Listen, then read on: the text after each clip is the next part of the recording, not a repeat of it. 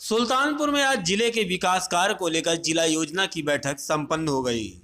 सांसद मेनका गांधी की अध्यक्षता और प्रभारी मंत्री की अगुवाई में हुई इस बैठक में 32,863 लाख रुपए का प्रपोजल रखा गया।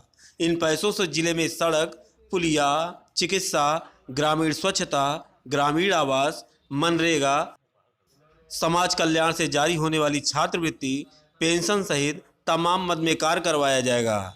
करीब 2 घंटे तक चली इस बैठक में अधिकारियों को भी निर्देश दिया गया कि विभागीय मुखिया धन का आवंटन करवा लें और समय से कार्य पूरा करवाएं।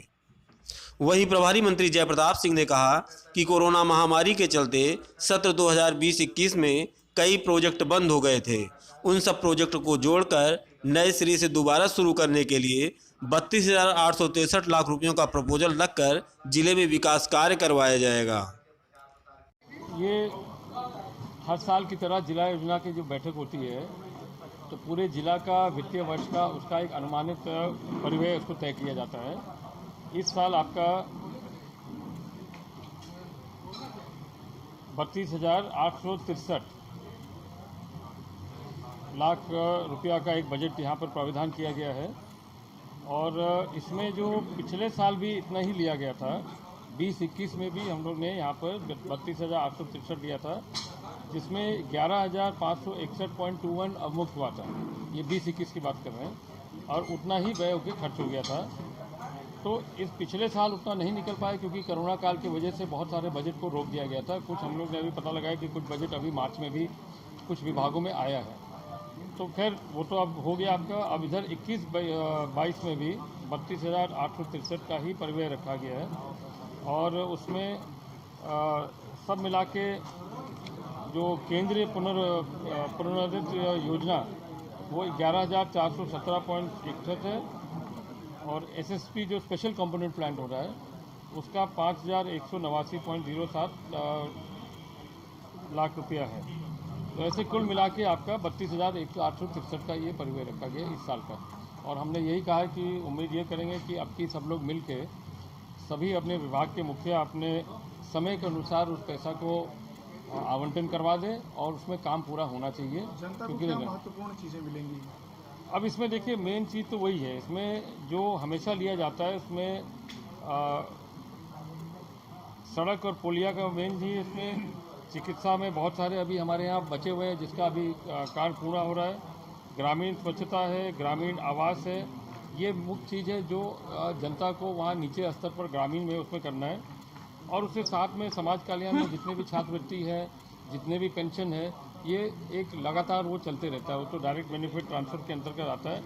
ग्राम विकास है, मनरेगा है, ये भी एक निर्धारित मानक है। इसमें उस मानक के अनुसार जितना भी आप काम करेंगे उतना उसका क्या बोलते हैं दिन दैनिक को सृजन होगा। तो लघु सिंचाई है।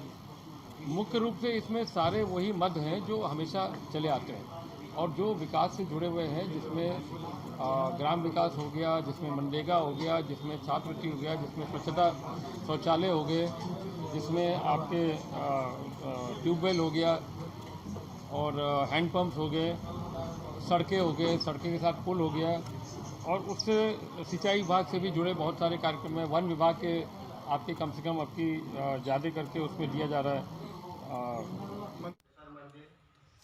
वहीं बैठक के बाद सांसद मेनका गांधी ने कहा कि जिले के धार्मिक स्थल धोपाप के पास रामायण पार्क बनवाने का प्रपोजल रखा गया है।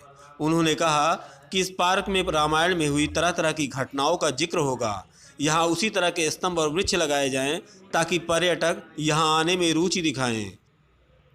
वहीं जानवरों के लिए एक अच्छे अस्पताल बनवाने पर भी मेनका ने जोर दिया। मेनका गांधी ने कहा कि कूड़ेभार में एक अस्पताल बनाया गया है, लेकिन वहाँ भी जिस हिसाब से सोचा गया था उस तरह का निर्माण नहीं हुआ।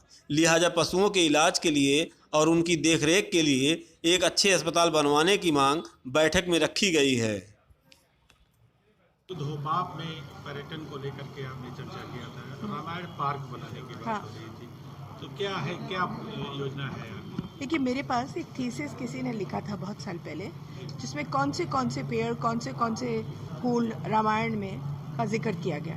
अब ऐसे कुछ हिंदुस्तान में ऐसे कुछ है नहीं। अगर हम धोपाप के पास एक ऐसा बना दे पार्क जिसमें हम लोग पेड़ लगा दें, बुश लगा दें और बोले कि इसके नीचे शबरी बैठी थी और ये है बेर का पेड़, तो लोगों को भी दिलचस्पी होगी आने में, बोटेनिकल पार्क जैसे हो जाएगा। तो ये मैंने प्रपोज किया। सुल्तानपुर का जो है रामायण में कई जगह पे जिक्र है, तो रामायण सर्किट में शामिल करने को लेकर के जो है जो भारत सरकार की तरफ से था, तो उस वही हम लोगों ने मांग की है जी कि वो सर्किट में हो, उसके पैसे मिले अयोध्या प्लान से। जी और पहले तो हम धोपाप के ऊपर बहुत जोर लगा दें और फिर दूसरी जगहों पर मेरी कोशिश यही है कि एक बहुत अच्छे किस्म का अस्पताल बने। ये एक रूरल कॉन्स्टिट्यूंसी, सबके पास गाय हैं, भैंस हैं, बकरे हैं, मुर्गी हैं, लेकिन ऐसे कोई अस्पताल नहीं है जिसमें से हम लोग कुछ उनका ख्याल रखें। अब आपको मालूम है कि करीबन 2 महीने पहले मैंने एक छोटा सा गधा को उठाया था जिसका एक्सीडेंट हुआ था, अभी भी घर में है क्योंकि उसके लिए अस्पताल नहीं है। तो एक इन पेशेंट आउट पेशेंट होना चाहिए।